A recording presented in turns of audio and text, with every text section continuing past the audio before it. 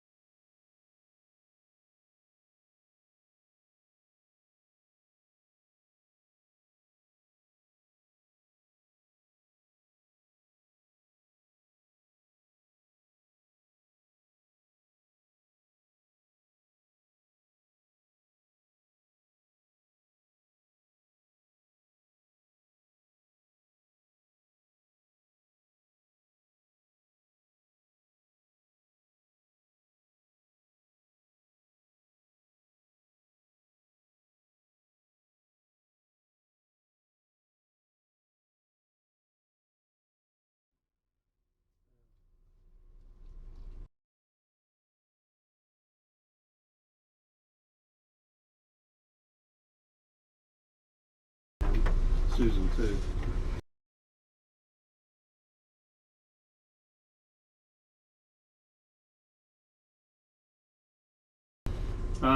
First item is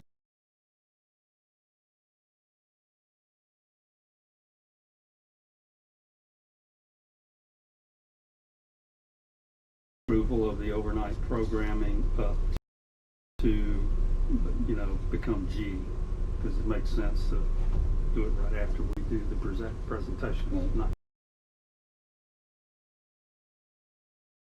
If there are no objections to the agenda as presented, we'll accept it by acclamation.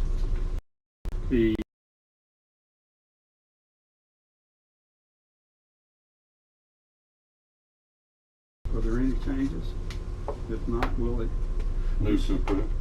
Second. See those as by acclamation, if there are no objections. Committee reports.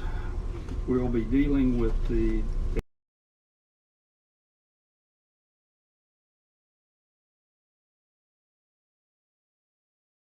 facilities and operations. Didn't meet yesterday, but finance. Okay, Going. just one comment about Operation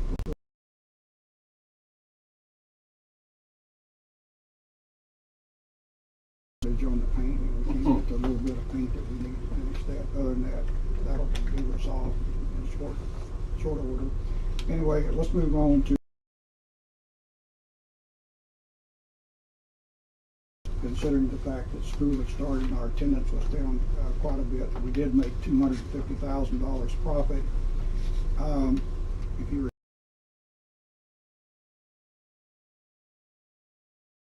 in August, that attendance dropped down to just a little under 25,000 people. So if you think that somebody that visits us about 35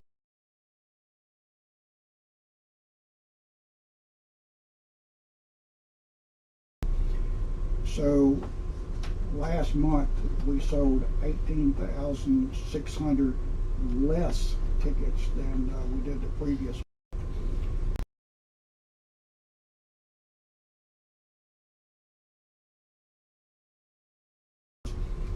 $18,600 less tickets. That's about $750,000. The good news is, in the month of July and August alone,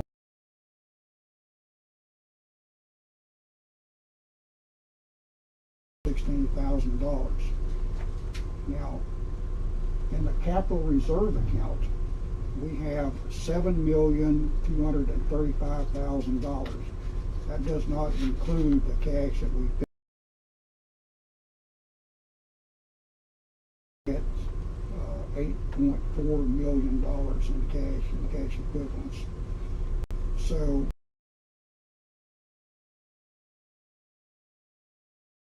these numbers do not include the $700,000 that we will be receiving on the I guess the rent or lease settlement. Any questions? I would just make one note to that is that the August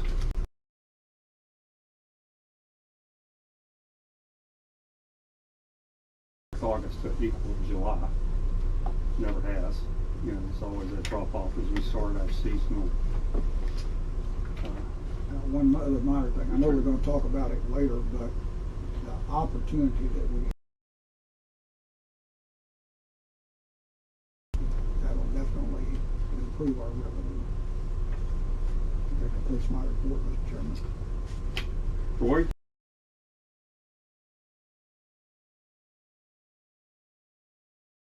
Numbers were, were slightly off, but if you'll look, the financials were actually up. Attendance revenue was up, and that comes from the price increase of tickets the last time.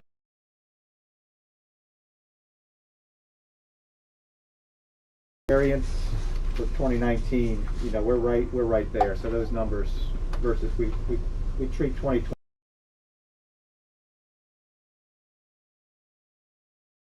There's no concern. Some ongoing items that we have, we talked about strategic planning, so we've received those.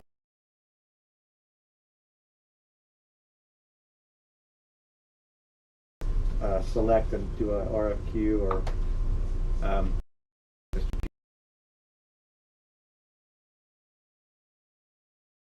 financials. We were supposed to have the financial audit and hardbound copy for you guys today. It has not come in yet, so what we can do is we'll either send it to you via mail if you want it, or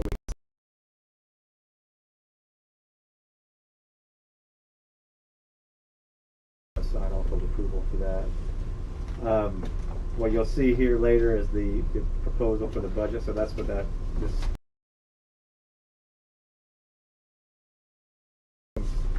that we talked about, and then we're all aware that the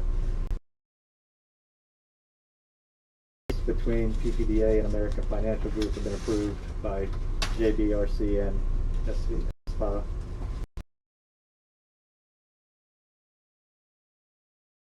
been phenomenal at doing some of our overarching goals. So you'll see today and tomorrow, we're actually working, we're kind of collaborating with the National Museum of the Pacific War down in Texas.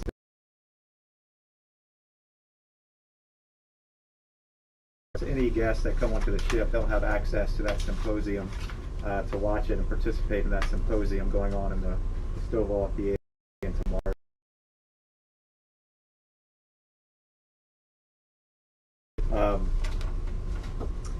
We're continuing to re-examine the content of the exhibits, education and services have been working together to put on an interpretive plan. So that's going to give us an overall theme moving forward, kind of give us some direction on how we're going to revamp some of these based on that. Educational programming, and you'll see, and some of y'all, maybe y'all saw it on social media, but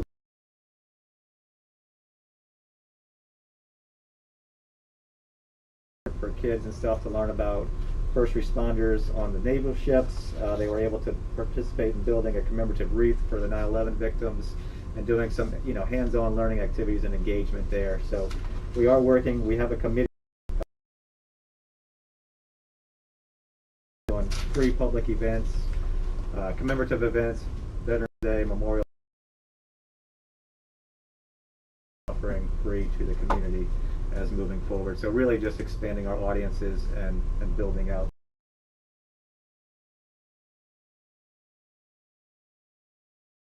And I think that's really about it, unless there's any questions or comments on that. Okay. No, Day will be open to the public. The programming will be open to the public. Now, what we have to deal with there is, we can't open our door. Unfortunately, we can't open our doors to everyone to free of charge. So it'll probably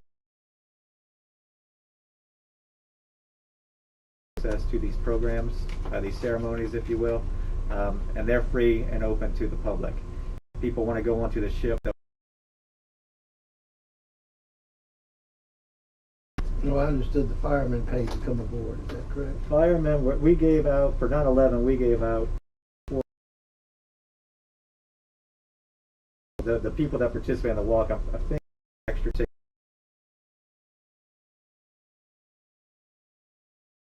Like to come to the ship for free. Yeah. But we gave out over, I think, about 420 tickets to them to hand out for those that participated in it. Thank you. any other questions? If not, Chris, are you doing?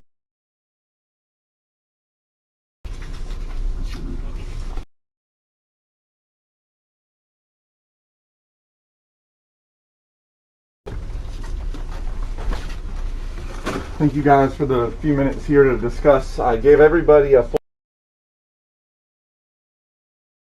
that will greatly speed up my presentation to you, but I'll kind of take a mile-high look at what we're doing for the fiscal year 20.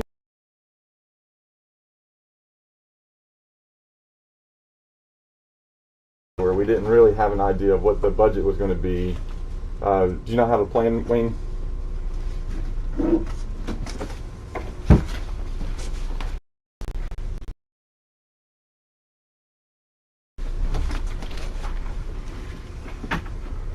So as we go into this year, we had a much of what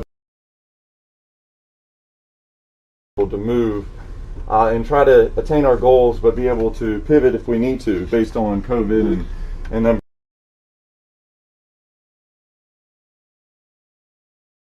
by drive markets. And we all know that that extended because of COVID to 8 to 10 hours out.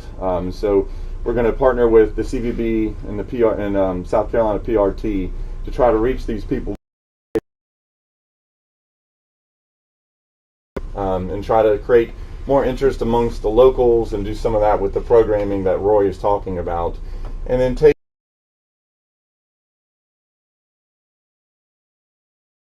so that's really our goal, is to create these programs to enhance it and then to convert that into a membership program. The in-market visitors,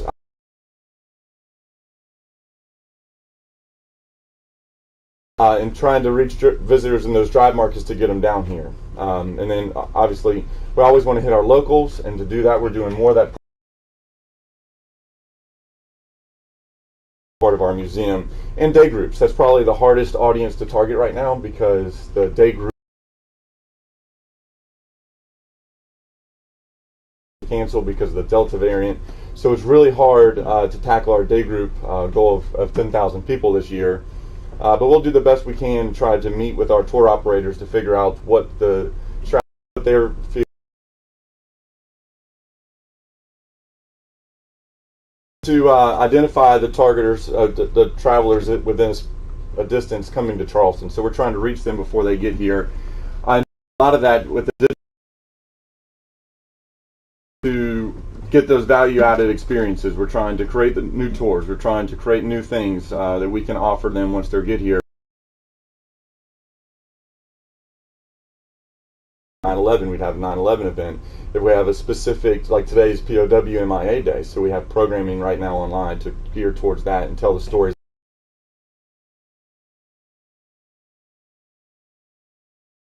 Be the critical mission. You want to be a fleet holder or a pass holder. You want to be a member to support your museum. So we're seeing that grow.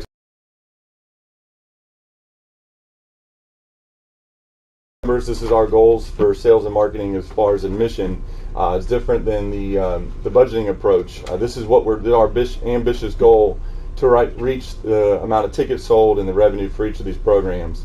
The hardest ones being, like I mentioned, the groups and trying to reach that in event rentals, even though Bobby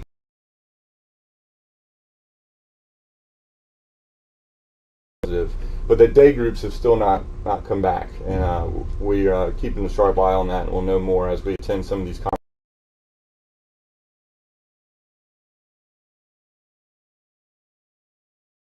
Gone. So this is really the key of the presentation today, is to show you those are our goals and our strategies. This is what we're doing. This is what the plan is based on, is our media spend. We have about $150,000 set this year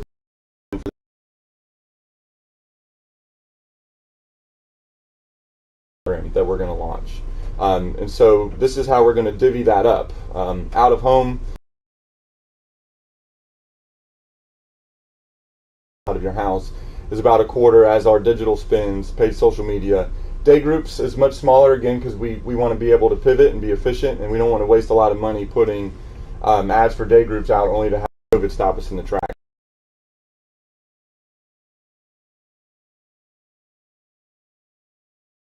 And we can spend that money again on the media buy.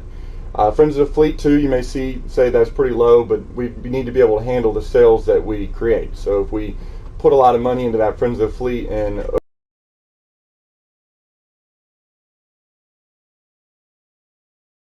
increase that as we move down the road. We just hired a second sales specialist who has a wealth of knowledge, and I think will be very helpful when making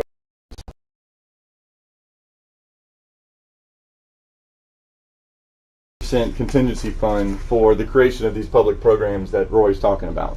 So as we do these, we can market them.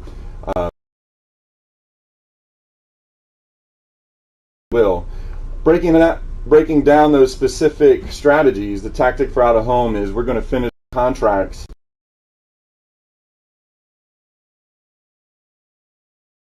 Columbia, one down here in Charleston, and there's one near Pawleys Island or Myrtle's Inlet near Myrtle Beach. We're going to finish our contracts with those and then move more towards a digital approach.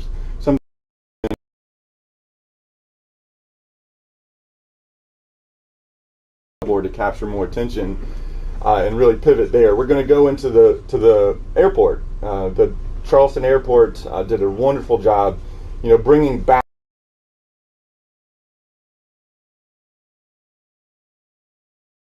It's undeniable the direct flight markets and the people that we're getting from them. And so if we move to the baggage claim area and more advertising in the airport, it will help us, and we can correlate that to the heat maps moving forward to see how they work. And so also you'll see out of home with overnight program as we bring it back.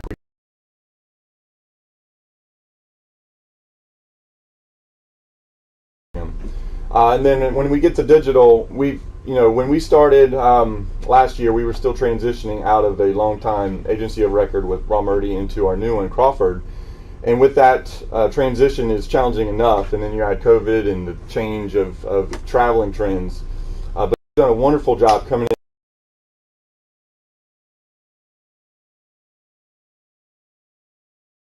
in. Flow of people, conferences in to try to reach people digitally through paid search, social media.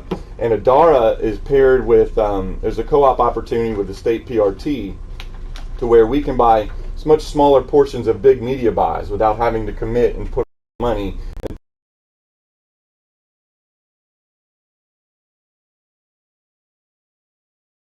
from the airlines that we can use to target people much better. The other thing here with digital advertising and paid social is we've made the change to online. Instead of just being able to buy regular tickets, online now you can buy tickets if you're a first responder, if you're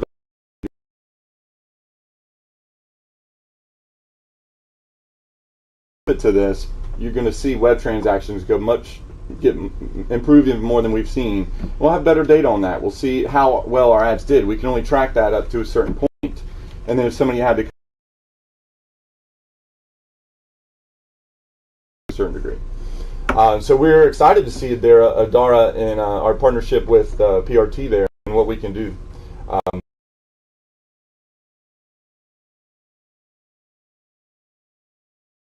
Can to get the most out of being a sister agency. Print advertising, we're going to be in both the PRT and the Explore Charleston visitor guides. Both of those print in January of 2022, and I was shortage of paper, so these orders have to go in, and literally the order to print these has to be made for them to get them printed in time in the next month or two.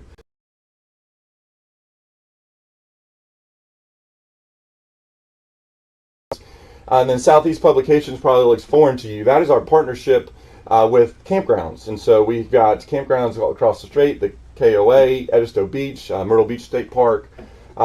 This is a relatively inexpensive way to reach people that are looking for experiences when they come. And that's something that we offer.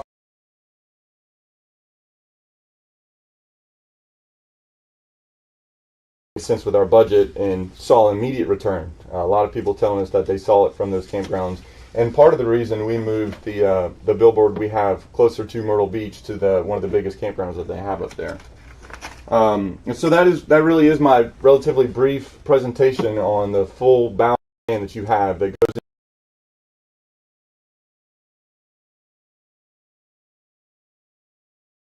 into the schedule of when we want to do that. We gave a pretty lengthy presentation to our leadership staff with the agency a couple weeks ago. Some parting things I'd like to mention is the CVB, the local Explore Charleston, has partnered with Southern Living for Christmas time. So Christmas and around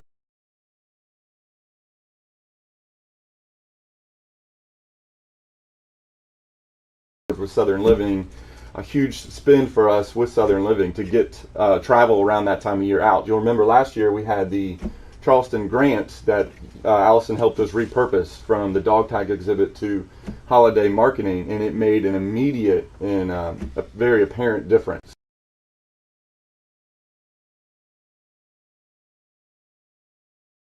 For that towards us too. And then the last thing is I mentioned a few times that we're trying to promote, to try to build a new program to generate some money through cookie sales. The USS Yorktown, everybody knows about the recipe for 10,000 cookies. Sis Rita, before she really put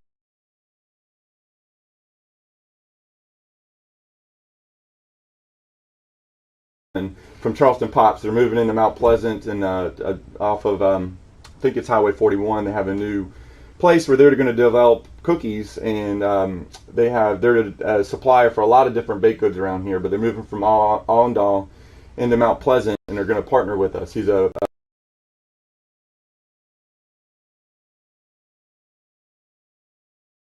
Valentine's Day, maybe tease it on social media and do small orders for January, but the cookies last anywhere from 3 to 6 weeks in the packaging. We're going to put some stuff about Captain Jocko Clark and call it Jocko's Chacos is our kind of brand for the cookies. And so I promised that I was going to bring them. I got them.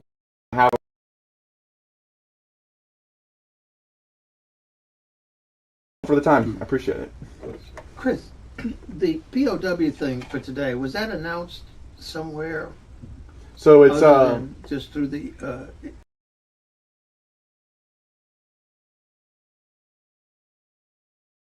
social media, and less of a public programming. We haven't really, we've started to discuss it, but we're not that far into the planning for the next year's event.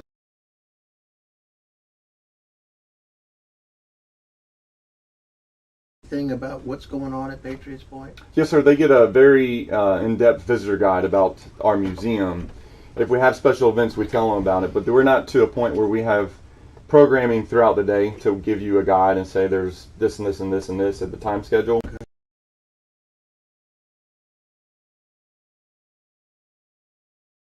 Let people know what those tours are, but at the moment, that's the only public-facing programs that we can offer on a schedule. Mayor, you have a question? Yeah, I've always wondered about the billboards. Like,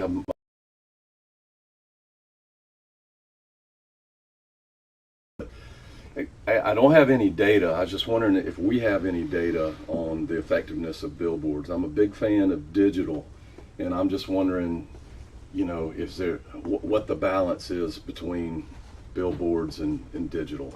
Yes, sir. Yeah, the digital. One of the key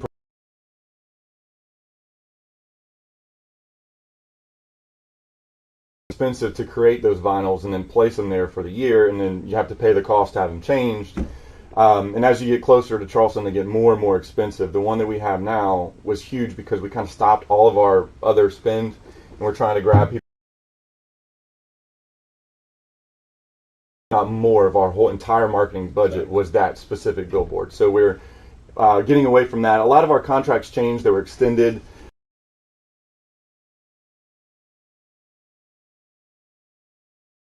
Now, and so it doesn't make sense anymore for us to hold on to those. Like you're saying, it's hard to justify. You can't say without a doubt that one billboard brought people in.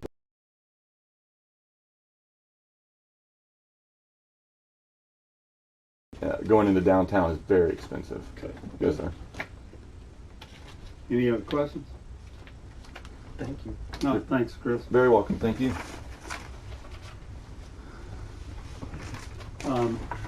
As you know, we're looking at reopening the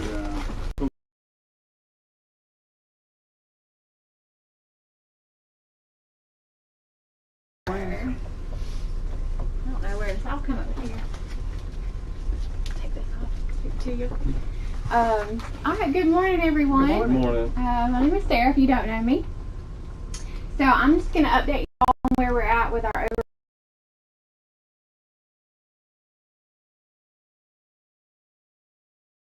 overnight. The purpose of this is to provide an interactive approach to life on a Navy ship during combat, highlighting World War II, with a focus on why these ships represent American patriotism, how the crew members became heroes.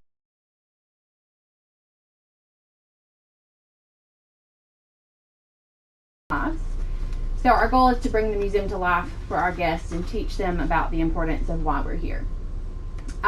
The guests will interact and participate in a program called Live Like a Sailor while they're on board. It's broken down into two parts. I won't go into that right now, but it should be pretty exciting.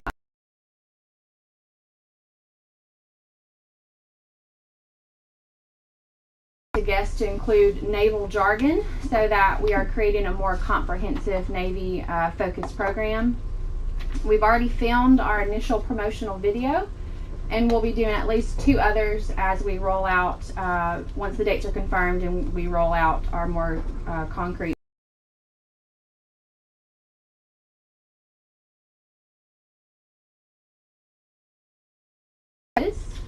So phase 1 will be our focus groups or weekends, you could look at that way, for the remainder of this year. And then phase 2 would be the official launch of the new website, all of our materials that Chris and his team are working on, and then our program rollout would begin in January.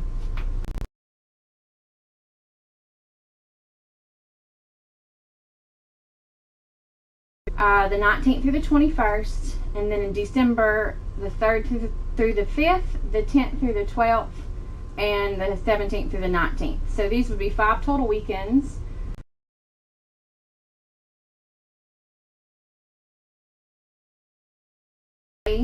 We have about 40 groups or so who have money or deposits from COVID cancellation. So last year when we had to shut down, we had about that many.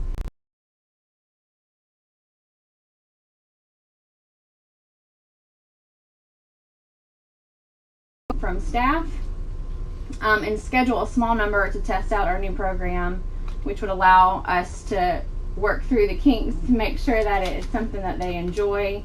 It would allow us to update our marketing material, so we could do filming and photo shoots.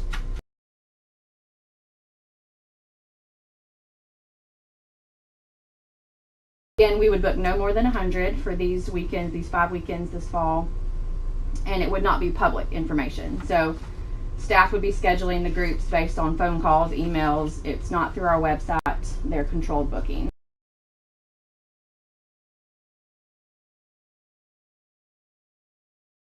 We're hoping to get on board. So that's phase 1. Phase 2 would start in January, hopefully, and then be each subsequent weekend at that point. So this is where our capacity is 200.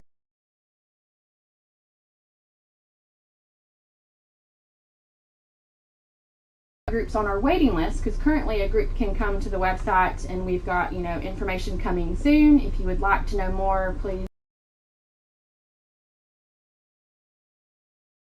waiting list to provide them with that information as a priority booking, and then still allow us to be rescheduling our COVID rescheduled groups as well. So this extra time allows the potential new customer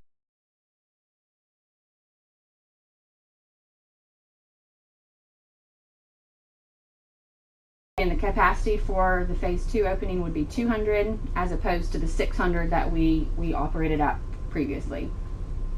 The limited capacity is allowing staff to space appropriately the groups that come aboard, and then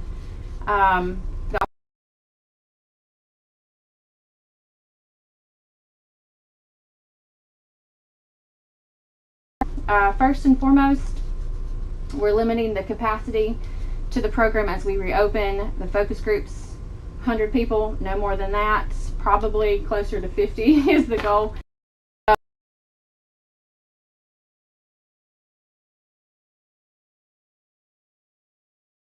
In January, with a capacity of 200, as we move forward at that number would be about 29%.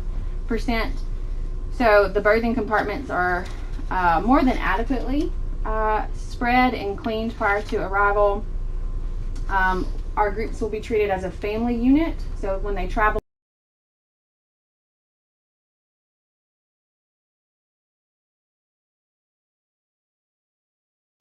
so I do have a birthing map breakdown if you'd like to see how the numbers are reduced.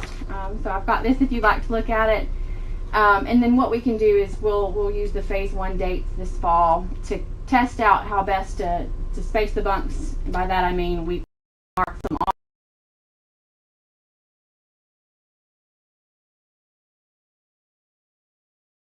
So that's kind of the proposal. Obviously, if y'all have questions, please feel free to ask. And then if you'd like to see what the birthing assignments look like, I have copies for that as well. Can you go ahead and pass those out? Sure. Any questions, Sarah?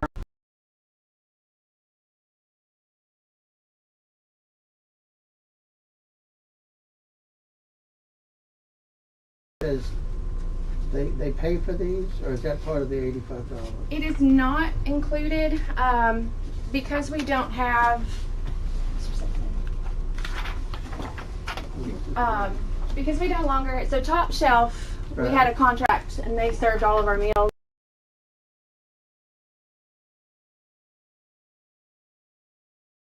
But I've confirmed with our finance administrative team to make sure that this was something we could offer. So Hamby's going to deliver. They're going to drop off food. They're not serving, so there's nothing other than just the meal service. They're going to provide that. And then customers, if they're interested,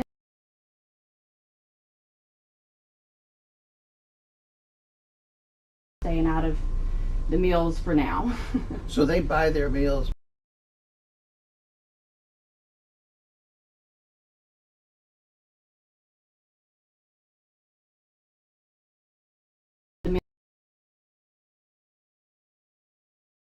Then we have storage for okay. that. Yes, sir. Okay. They will also have the opportunity to opt in for these 2 catered meals on board if they don't want to have to deal with their own food. And then, of course,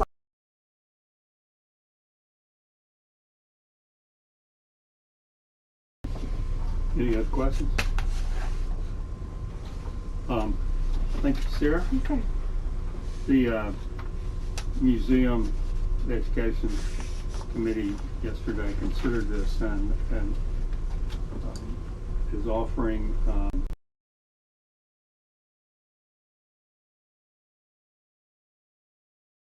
the plan of the staff. Doesn't require a second since it's a committee motion. I think we should do it.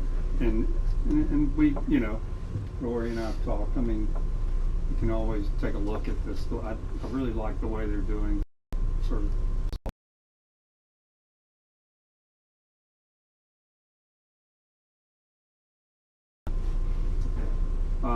There's no other discussion.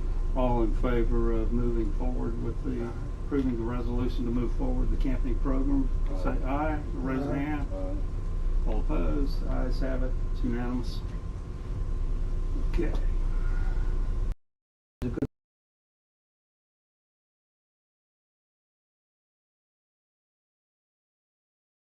Budget. So everyone has that packet in front of you right here.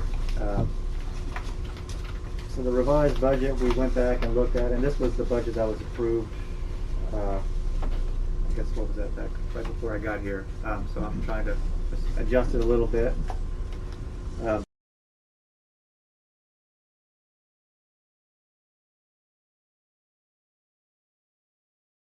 Because one of the good things about when we did the last budget was that we didn't take into account the ticket price increase. So we got a little bit more extra money based on that. We also based it on 70%.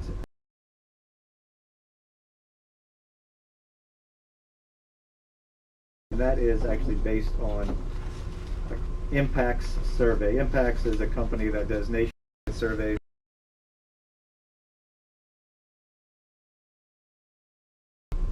Gathering all this information, and they've been pretty spot on during COVID, especially well with seeing how much revenue museums and institutions expect to do. So they actually expect about 75% compared to 2019, so we're still a little conservative at 70%, just to be on the safe.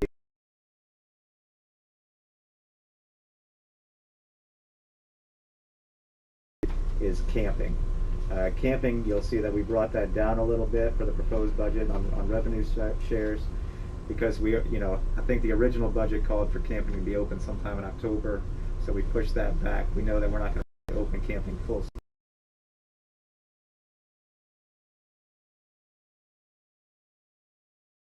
And then the real proposals right here will be that last. And you can look through the packet, but the easiest thing to look at is that last page right there. And these cover what I'm asking for right here. You'll see the salaries right here. If you remember last meeting when I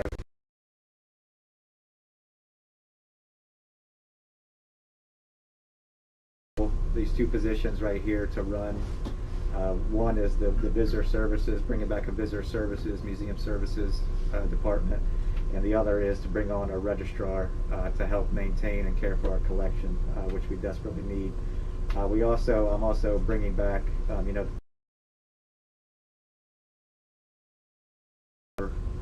our volunteer coordinators position while during COVID and stuff like that. But it's time for us to take that back and let them. We thank them very much for that, but it's time.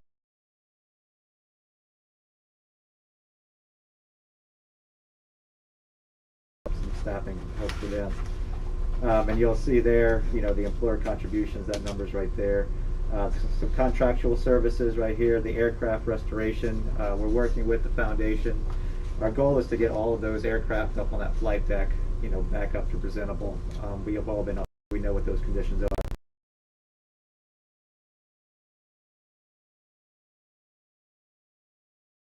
A year, and that's given the time that it takes to restore those aircraft from the company that we're looking at doing it. So we split that with the foundation. So over 3 years, we'll pay for 2. We'll take the cost of 2, and the foundation will take the cost for 2 to get that done.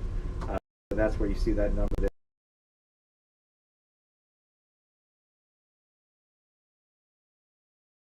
Elements of the strategic planning process.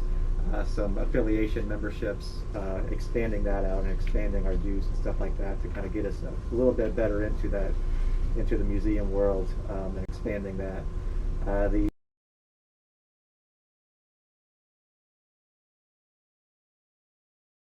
We need to update our wayfinding signage here to reflect our new brand and everything like that. So that's a simple cost there.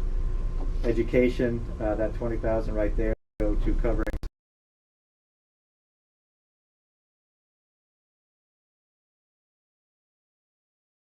to some of the marketing expenses, all of that stuff like that. The program, like you heard Chris talk about and that I mentioned earlier, those public programmings, they're going to take a little time to get off their feet. So right now we're not trying to set the world on fire. We're just trying to set a good baseline.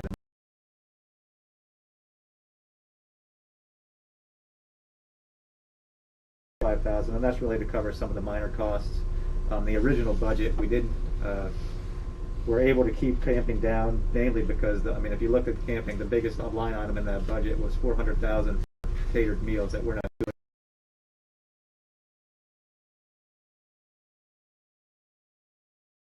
See that difference there. And then finally, that last 37.5 will come for, I would like to request one-time bonuses for all full-time staff. That's what we're allowed to do based on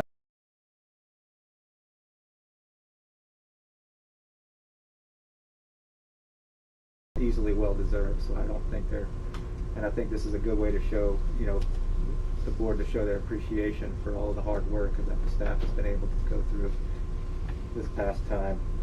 And then you'll also see that we did increase or add the LAFI loan there as well, which that's the overall amount of the budget that I'm asking for, an increase in expenditures. And then if you go back to that first page, you'll see that the difference.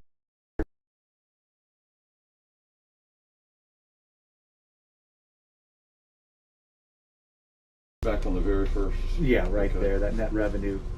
Is there a reflects that. is there a motion to approve? So moved. Second. Second. Discussion. Yeah, Well, I have no problem with the one-time bonus. I just want to make sure as a state agency we're allowed to do that kind of thing, and it's. Yeah.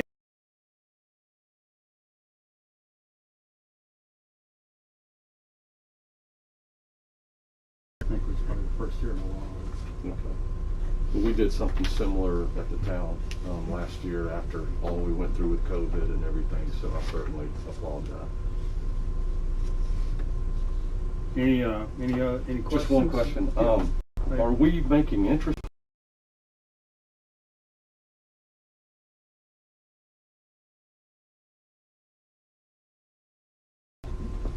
We thought we were just making an interest payment this Okay. year.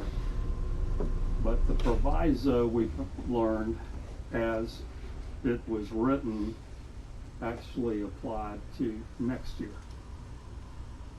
And we were to pay interest.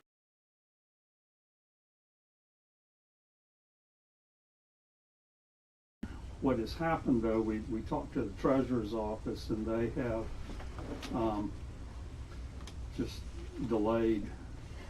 They're the ones that brought it to our attention that the proviso really expected us to make the full payment this year.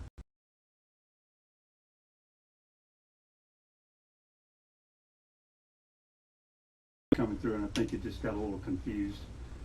The legislature was at that point going to meet in September, and they put a delay on it until could see what the legislature was going to correct the proviso.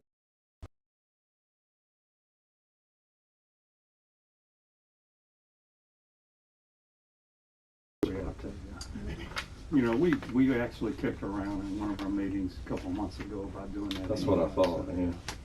so. Okay. Thank you. All right, anything else? If not, all in favor of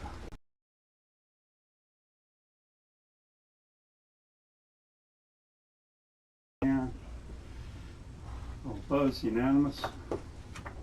Thanks, Rory Thank you. and staff.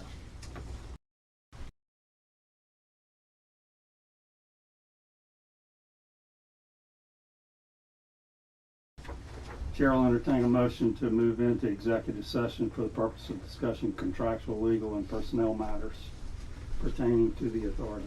So moved. Second? All in favor, raise your right hand. We'll move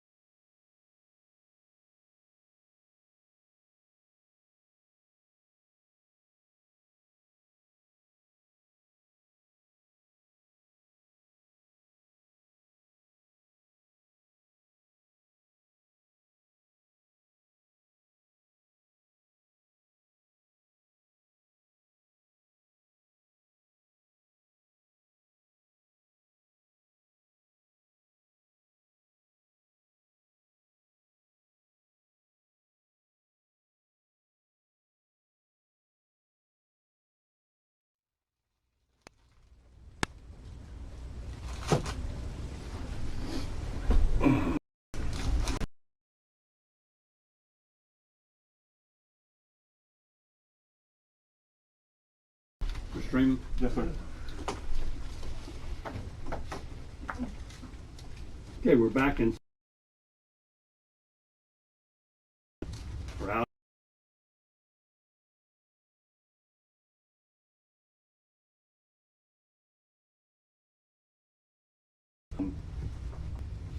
Our executive director